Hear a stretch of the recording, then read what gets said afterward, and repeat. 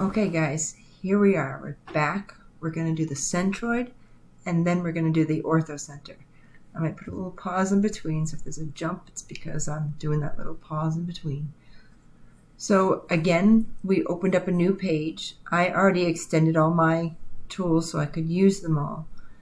And I'm going to grab the polygon tool because again, I want to do the centroid, but I want to do it in an acute scalene triangle because that's what's required in the Google slide.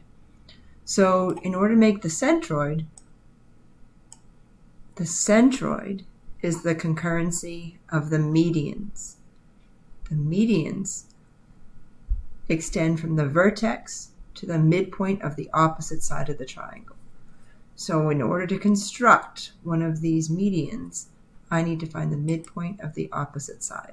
So I'm going to go to my construct tools, grab that midpoint tool, and I'm going to find the midpoint of the segment. So again, I've got to go between my segment endpoints and it'll put the midpoint at the center there. And then I'm going to do the same thing for B and C. My midpoint is E. For A and C, my midpoint is F. So these 3 points are the midpoints of the sides of the triangle.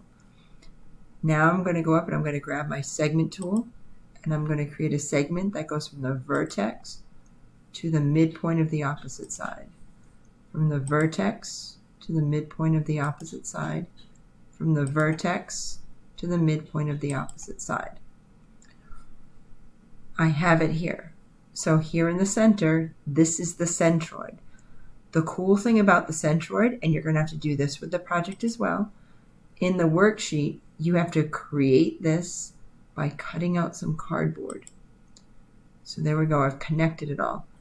You're going to create this on cardboard, and you will be able to balance this on your pinky. You're going to have to be able to balance it on your pinky. You're going to turn in your cardboard cutout to me, and I'm going to have to balance it on my pinky where you said to. And if it doesn't balance for me, you're not getting the points. So make sure it balances. All right, so here I have my centroid. And the centroid, there isn't really a whole lot of special things about it, except for lengths. You get to do some algebra with this. And I'm going to show you the algebra that will go with this.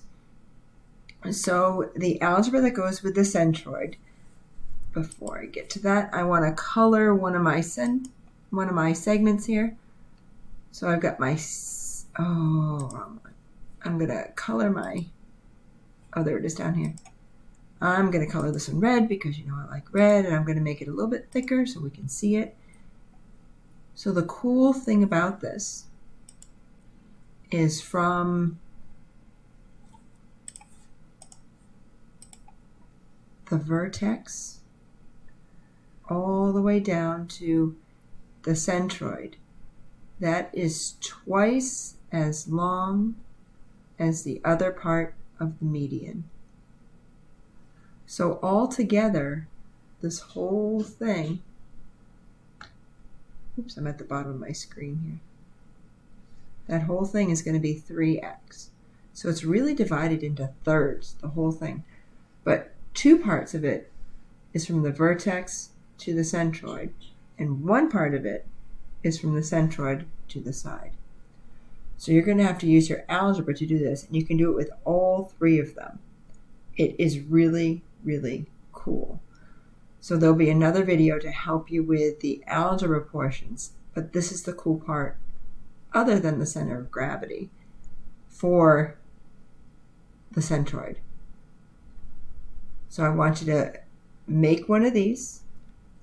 You don't have to do the 2x and the 1x like I did, but you're going to make one of these and make it work for yourself. So I can move this around and move it all in all directions. It's going to be really cool. So good luck with that one. Next, I'm going to do the orthocenter. So I'm going to grab a new pad of paper here. And I'm going to grab my orthocenter. I'm going to make this down to 2 rows. I can do more. And I can do more. And now I'm going to do the orthocenter. So the orthocenter is the concurrency of the altitudes. So the altitudes, when you were in middle school, it's where you got the height of the triangle from. So if you had an obtuse triangle, your height was the dotted line that they showed outside of the triangle, right? They always made you have this funky thing that always looked like this, and they had a height drawn just right down here. And they said, oh, this is the height of the triangle, and you had to use that dotted line, that height. That's your altitude. So we're going to be doing that, but not quite this way. Okay, so here we go. Let's find our altitude. The altitude is a line that extends from the vertex perpendicular to the opposite side. It is not a bisector, it's just one of those perpendiculars. So we're going to go to our construct tools, and we're going to grab a perpendicular line, and we're going to go from the point to the opposite side. I like to grab underneath where the point is, but you can grab anywhere on the segment and it will make it perpendicular. I'm going to do the same thing to the other sides, from the vertex to the opposite side, and from the vertex to the opposite side. And lo and behold, I've got a point of concurrency. I'm going to come down and grab my intersect tool, and there's my intersection right there. So with that intersect tool, this is the orthocenter. So what good is the orthocenter, you may ask? It just looks really, really cool. There is no real significance math version to this until you get out of geometry and you start doing other cool things. But in geometry, mathematically, this is pretty much it. Okay, I've got an orthocenter. So there you have it. You're going to do a screenshot of these, and that will be amazing.